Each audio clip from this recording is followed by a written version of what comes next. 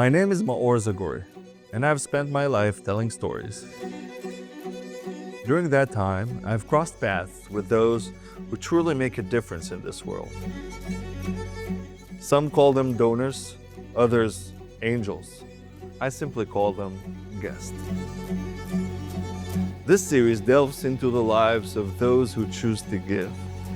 This is the Philanthropists.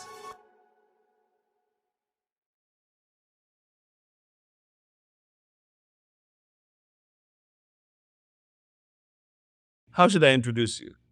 How would you want me to introduce you? How to introduce me? I am a producer and distributor of Giant Screen and IMAX film. Wow.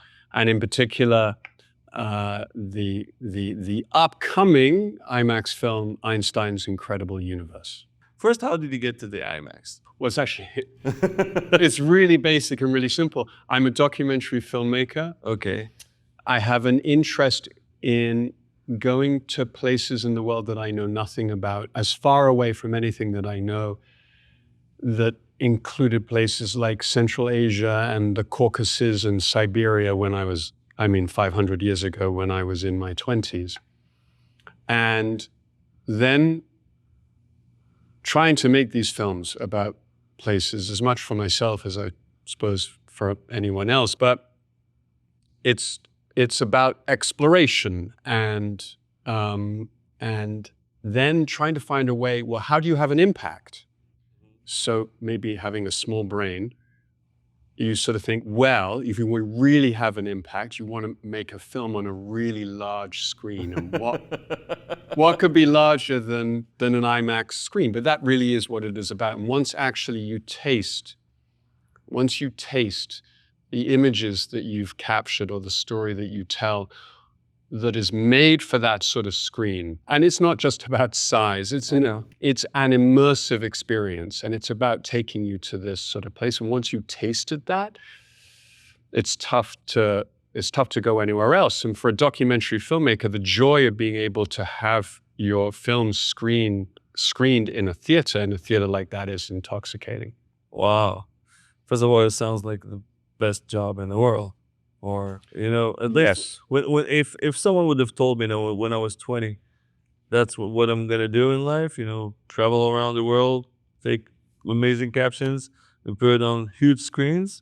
Yeah, sign me in. That's not bad. That's not a bad way to go. So what inspired you to create a 3D movie about Einstein?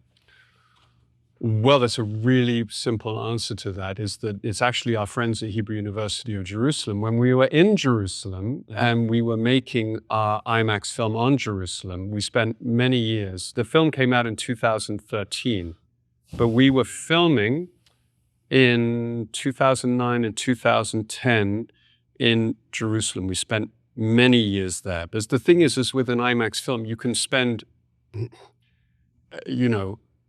years trying to get just specific, incredible shots. Every shot in any film is important, but any shot that is in an IMAX film, you want to be able to live in it and inhabit it and so on. So we spent a lot of time in Israel and with our friends at the Hebrew University of Jerusalem, and in particular, our friends at the Canadian Friends of Hebrew University of Jerusalem came to me and my team with this idea. They said, well, hold on, Taran, now you make this film about Jerusalem, well, that's all very fine and well, but how about making a film about Albert Einstein? And I'm like, now, come on. You're going to make a film about Albert Einstein on an IMAX screen. Here you have, someone who's not alive. How do I make an immersive experience out of that? Yeah. So we thought hard about it because it was an interesting, intriguing idea of what you can do. And it's not so much a film in which we're going to tell you about Einstein. We're going to actually live Einstein. Wow. We're going to be Einstein. We're going to go into the imagination of Einstein at the seed of some of his greatest thought experiments. And the object of this, on a personal level, is that, yes, I am finally going to be able to understand what is the general theory of relativity. But everyone will be able to understand? this is the point. Okay. Is it possible? I think it is. But it's taking this combination of working with some of the great science experts and some of the great creative forces to find the way to be able to make this incredible mix of a film that is both moving and heartful and dramatic, but also educational, and is actually going to have kids, and not just kids because it's an excuse, because as you know, most adults couldn't possibly tell you what the general theory of relativity is. Yes. But actually to go in and have your worldview rocked by the fact of like, oh, well, hold on, this is how I thought that the universe worked. But then you're actually finding, whoa, no, this is how it works. There are two other characters we have in our film because it's about Einstein's incredible universe is about not just the man himself and his extraordinary vision, but his legacy. There are also stars of the film. There's Andrea Ghez, who's the fourth woman in history to win a Nobel Prize in physics, just the fourth woman in history to win a Nobel Prize in physics, is the great black hole hunter of our time. And Nagas Malvalva is the dean of the School of Science at MIT and was part of a whole team that detected gravitational waves. This is the legacy of Einstein that we're living in today. They're testing his theories and pushing the boundaries of science as we know today. Do you have a personal connection to the Hebrew University? And that maybe influenced your vision? I have a personal connection to the Hebrew University of Jerusalem largely through my relationship with Rami Kleinman, as we know, the national director of the Canadian Friends. Because when we were making Jerusalem, the IMAX film, the film is a story of three young girls. How wonderful to tell the story of Jerusalem from the perspective of three young girls, a Muslim, a Jew, and a Christian.